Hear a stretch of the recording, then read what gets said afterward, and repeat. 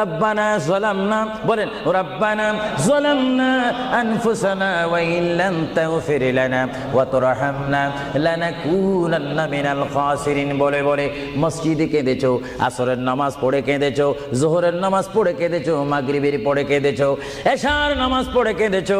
এ বান্দা, নামাজের মুসল্লা যখন বসে যাও, আমি আল্লাহকে তোমরা বারবার বলো, আল্লাহ গো আমার গুনাহ মাফ করে দাও। তারপরও আমি তোমাদের গুনাহ মাফ করে নিই। তারপরও তোমরা নিশি রাত্রে, মানুষ যখন ঘুমে যায়, তোমার বিবি যখন ঘুম যায়, তোমার ছেলে যখন ঘুম যায়, তুমি নিশি রাত্রে ঠান্ডা পানি দিয়ে ওযু বানিয়ে নামাজের মুসল্লায় বসে তুমি আবার যখন ডাক দাও, রব্বুল আলামিন, পৃথিবীর কোনো মানুষ আমার গুনাহ সম্পর্কে জানে না, তুমি আমার গুনাহ সম্পর্কে জানো। আমি এমন গুনাহ করেছি আমার বিবি জানে না, বিবি গুনাহ করেছে আমি জানি না। আল্লাহ তুমি সব কিচ্ছু জানো, হে আমার প্রভু তুমি আমাকে মাফ করে দাও।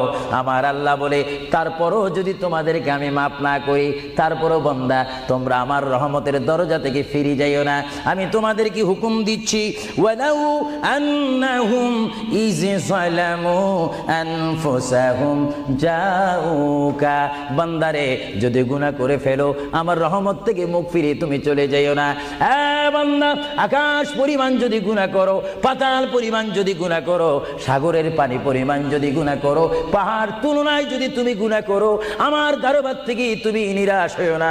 বান্দা, আমি তোমাকে একটি রাস্তা বাতাই দিচ্ছি, একটি পথ তোমাকে আমি দেখাই দিচ্ছি। সেই পথটি কোন পথ তোমরা জানো? ওয়ালাউ আন্নাহুম ইয যালামু আনফুসাহুম জাউকা, বান্দারে যখন তোমরা বরবাদ হয়ে যাবে, তখন তোমাদেরকে একটা পথ আমি তোমাদেরকে দেখাই দিলাম। সেই পথটির